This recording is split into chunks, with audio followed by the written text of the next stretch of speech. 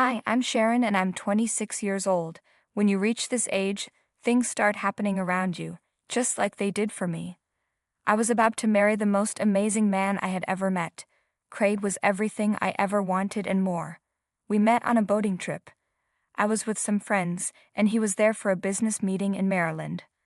I wouldn't call it love at first sight because it wasn't. In fact, during our relationship, we went through many phases before realizing we were meant for each other. My family adores Craig. My mom and dad treat him like their own son, and even the family dog gets more excited to see him than me. I met Craig's mom, Mayla, and his dad, Kevin, a few months after we decided to get married, and we all instantly got along. Mayla is the sweetest lady and reminds me of my mom, while Kevin is laid back and always making jokes. They're not always funny, but we laugh anyway. I was in love with Craig and his family, but this was before I met Natasha, Craig's older sister. One day during a family lunch, Mila mentioned Natasha. "So, your sister's coming to town next week. Are you two going to pick her up at the airport? I think this is a good time to introduce your fiancé to the other woman who helped raise you." Craig laughed while eating some toast. "Pulling my hair, eating half my food, and taking my toys, that's what I call raising me, Mom." The whole table laughed as we enjoyed our meal. After meeting Kevin, I started to see how Craig had picked up his dad's humor. Both of them could crack a good joke every now and then. I thought, well, now I have to wait a week until Craig says something really funny. Hey, it's all part of having a sibling, right? Speaking of which, Sharon, you have one. A sibling, I mean? Oh no, I'm an only child. I did have a few dogs and cats growing up, though. Does that count? Of course. My kids scratched and screamed at each other growing up, so I'd say our experiences were the same, Kevin joked, and we all giggled. I felt so at ease around Craig's family, it was almost too comfortable, but thanks to Natasha, things were about to change. Natasha had moved to New York after college. Craig told me his sister could be a bit overprotective, but he said I shouldn't worry. He expected us to get along just as well as I had with the rest of the family.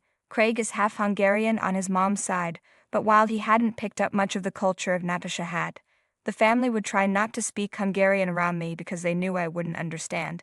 But what they didn't know is that I'm a linguist. While that doesn't mean I can learn languages instantly, it does help. Craig had taught me a few phrases, and I took the initiative to learn more on my own. There are so many websites to help with that these days, so now I can use Hungarian conversationally, though I planned to wait until I was more confident. "When are you two getting married?" Natasha asked in Hungarian as soon as we were in the car. "Seriously, you just met her 5 minutes ago, and she's sitting right next to me. You already forgot her name? Come on, just tell me already. I'm not going to ask her." I could only understand bits and pieces of the conversation. Natasha's accent was different from Mayla's, probably because she was raised here. "Sharon, Natasha's asking about the wedding. She wants to know the date so she can make arrangements at work." "Oh, of course. We don't have a fixed date yet, but it's going to be in March, so 3 months from now. I think that's plenty of time for you to get a few days off from work beforehand. Don't worry." "Oh, all right. That's a relief. I thought it would be much sooner." Why did she seem so relieved when the wedding was months away? "Let's keep talking in English, yeah, Nat. We're still working on Sharon's Hungarian, so it's going to take a while. This is already tough."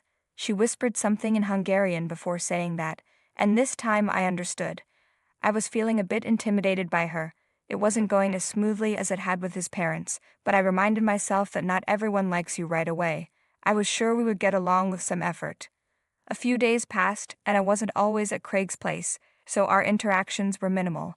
Whenever I did go there, Natasha would find an excuse to go out, whether it was shopping or going to the movies with friends. I could see the annoyance on Kevin and Mila's faces. One time when I showed up, Kevin said, "You better not be leaving us today, Nat. You've watched enough films for the week. Spend some time with Sharon and your brother this afternoon." Natasha rolled her eyes and said, "Oh my God, not this again. I've met her and we've talked. Do I really have to keep doing it? I don't want to get to know her. I already know enough people. She looks like every other girl. I've met her already, so I don't see the big deal. Natasha, English please. This is the 6th time this week." "Okay, I won't be gone long. I'll come back and spend plenty of time with both of you, I promise." "Sharon, oh, that's okay. I hope you do come back though. I'd really love to know more about you and your work and everything. Me too. It's just that my friends keep making plans, and since I haven't been home in a while, they're being very stubborn. You must have friends, right? You understand. What if she doesn't? What if she wants you to stay but is too nice to say it? I thought we were speaking in English, ma. Seriously, what did I just say? It's okay, guys, don't stress about it because of me. I'm learning Hungarian anyway, so maybe you won't have to switch to English for me. How lovely. Anyway, I'll be right back for lunch, or else Mama Bear here will fry me like a fish for dinner. Bye now, see you all soon. And then she left to hang out with her friends again. I found it interesting that she stayed in touch with her friends even after moving so far away. I guess they must have grown up together. I didn't expect her to keep her promise and join us for lunch, but to my surprise, she showed up right on time. She looked annoyed to be there. Like she'd much rather be with those friends she kept talking about. I guess she finally gave in. We talked about how their home had changed over the years and how Kevin's jokes had gotten a bit lamer. It was all fun. Then I decided to ask Natasha what she did in New York. So Matt, what do you do in New York? I'm an interior designer. I've designed some of the best places out there. I keep asking these two oldies to let me redesign this old house, but they never listen. I was hoping you'd knock some sense into them. This is the house you grew up in. It's beautiful the way it is. Come on, Sharon, help me out here. I mean, those weird beige couches are killing me. I actually like it here. Those couches are comfortable too. Of course, she takes their side. She's just trying to be the good girl to get them to like her. Typical. You really have to stop talking about my fiancé like that. What's your problem, Matt? I have no problem. What are you talking about? Is everything okay? Did I say something wrong? Oh, of course you didn't, honey. We were just talking about how the house looks kind of ugly. It's just my opinion, though. Your fiancé isn't very keen on it. Hey Nat, that reminds me, you didn't tell me what Rye was up to. Why isn't he joining us? Dad, I told you he was busy. He really wanted to come and see Sharon and Craig, but he couldn't find the time. He'll be free soon, and I'll drag him here the next time I come back. I think he prefers it here anyway. Oh, I'd love to meet him. When did you guys get married? Oh, it feels like ages ago, sweetie, but it was just 2 years back. I was designing his new home, and our eyes just met. We got married 6 months later. Wow, that's beautiful. Please bring him around next time. Yes, of course. Natasha just smiled brightly, and everyone went back to eating. It was pretty awkward after that. The conversation switched to other things like the wedding, the venues, the number of guests, and all that, but Natasha didn't show any interest in any of it. She just ate quietly. I wondered if their family dinners were always like this, but who am I kidding? I knew it was me. My Hungarian had improved enough to know that Natasha didn't really like me much. She thought I was just trying to impress Kevin and Mila so they'd like me. And don't get me wrong, I did want them to be happy with me, but I wasn't going to go out of my way to make that happen. My opinions were and always will be my own, but it seemed like Natasha had made up her mind about me the moment she met us at the airport. The more time I spent around her, the more I started catching unpleasant phrases in Hungarian. She would talk to her friend on the phone and say things like, I don't know why my idiot brother is marrying this girl. What does he even see in her? She doesn't do or say anything interesting and she has no idea how to speak Hungarian. She'd have more frequent conversations on her phone when we were all together, like she always preferred talking to someone else. Sometimes her phone would ring late at night, and she'd be on the call for hours. I assumed it was her husband. She used her words like a sword so often that it pushed me to work even harder on my Hungarian. I felt like I needed to be less meek and stand up for myself a bit more. I wasn't going to just sit there and let Natasha insult me in her language whenever she felt like it, so I became determined. After spending a few days with us, Natasha went back to New York. During that time, I doubled my efforts to learn Hungarian. I was an assistant professor at the university, and even though my subject was linguistics, one of my colleagues, Jenna, was a master in many languages. Hungarian just happened to be one of them. I decided to meet her after hours and talk about my situation. So, as you know, my fiancé is half Hungarian, and like they say, Jenna, knowing someone's language is one step closer to knowing their heart. Not to be cheesy, but I've been trying hard to learn the language. I know a little now, but you're the master. Do you think you could help? Well, I suppose I could. Tell you what, buy me a sandwich for lunch, and I'll let you attend my elementary Hungarian classes for a while. It should be enough to help you catch on to the grammar.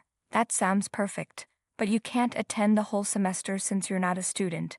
Attend a few initial classes with the new batch, and I'll help you in private later on. Also, I know you're doing this for your fiancé, sweetie, but are you sure about it? Hungarian is a difficult language to learn. Aren't all languages difficult?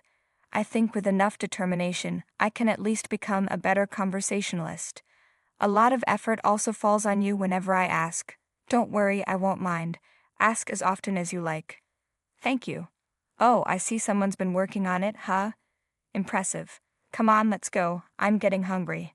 She laughed, and the two of us headed to the nearest cafeteria. Everything was going smoothly.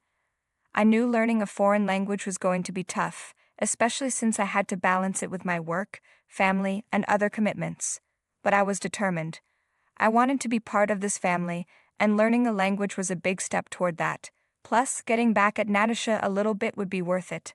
The next week I started attending Jenna's lectures. She was so good with the language that I could have mistaken her for a native speaker. Her accent was spot on. Since I wasn't going to get more than a month of learning, I made sure to take notes whenever possible. She would always check in with me after each lecture, and I don't think I could have found a better teacher. Meanwhile, Natasha returned a month later. By then, my Hungarian had improved a lot, but I kept it a secret from Craig and the rest of the family. I wanted to surprise everyone by joining in on a conversation out of nowhere, but something happened that stopped me in my tracks. Hello, darling. Oh, how I've missed you. I know the last time wasn't long enough, but here we are again. What do you mean I'll disappear again? I'll come back to you in no time, I promise. Natasha was on the phone again. The family was outside for a barbecue dinner. The three of them were setting the table and firing up the grill, while I had gone inside to get some plates and other things. I already told you I'm here to attend my brother's stupid wedding. He's getting married to this boring-looking high school teacher or something. I don't even know why, but forget about them, this is all about us. Do you even know how much I love you? If it wasn't for constantly moving around, I'd never leave your side. Oh boy, it seemed like she really missed her husband Rye. I felt a little bad for eavesdropping, so I quickly grabbed the plates and slipped away. But I was glad that I was able to understand almost everything she was saying, even with her unique accent. We set up the table, and the food was quickly prepared. There's nothing like a hot, delicious dinner for everyone to enjoy. So, have you been busy with all day, Nat? Rye misses you that much? Of course he does, Dad. He's my husband, she replied as soon as we sat down to eat. Oh, I was wondering, does Rye speak Hungarian too? You must have taught him. Oh, I wish, darling. He's a bit dense and already speaks 2 languages. I think his head is rather full at this point to overload it. Yeah, that guy, smarter than anyone in the room but doesn't get a single word of Hungarian. It's so odd, but it's okay. We don't force it on anyone. Wait a second, if Rye doesn't speak a word of Hungarian, then who was Natasha talking to? I let the thought sink in. I knew I had to dig a bit deeper before jumping to conclusions. So I asked, is Ray going to join us anytime soon?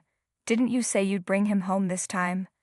No, unfortunately, he's left the country for a while for some business in Texas, but he said he'll try to swing by on his way to New York. Nat, the wedding is next week. I don't know about you, but I need him to be here. That's an order from the father of the bride. Chill out, Dad. He'll be here, I promise. Okay, fine, he better be. At that moment, I felt like showing off my Hungarian skills, but I kept quiet. Ray was away on a business trip, and Natasha rarely spent time with us whenever she was home. She was always talking to someone in perfect Hungarian. Something didn't feel right about the whole situation. After all, where did she go all the time? Surely her friends had work to do, so who was she spending so much time with? I needed to dig a bit deeper. A few days passed, and Natasha's behavior became more aggressive. My mother-in-law and I were going dress shopping with some friends. Natasha looked uninterested, but Mila dragged her along anyway.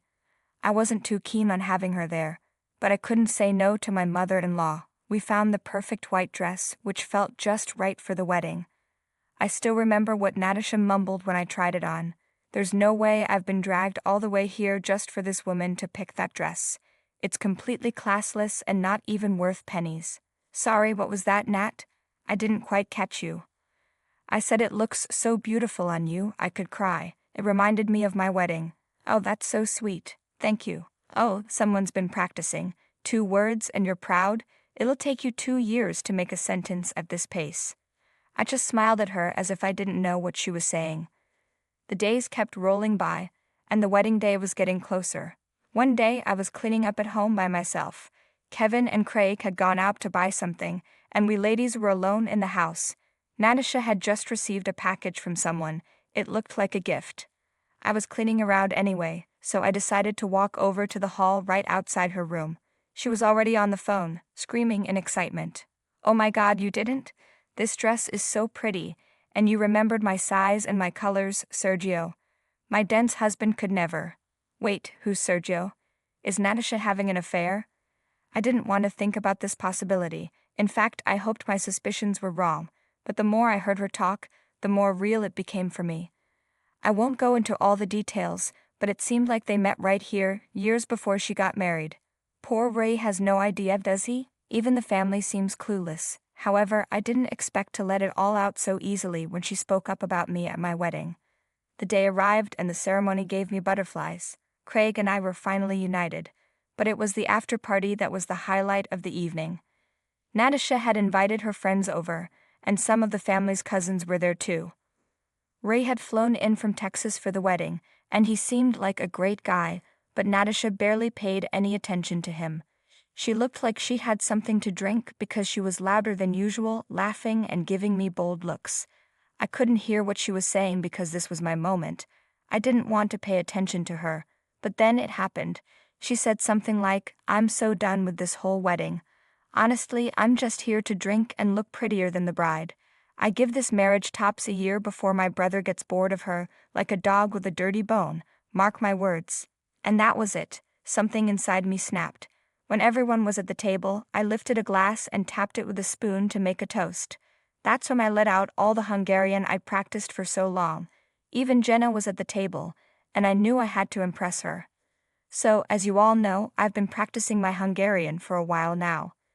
Today, I can proudly give a speech without stumbling, all thanks to my teacher Jenna. Thank you, Jenna. But today isn't about you or me, it's about Craig and his family. I've loved everyone so much. Mila, Kevin, oh, and my dear Natasha.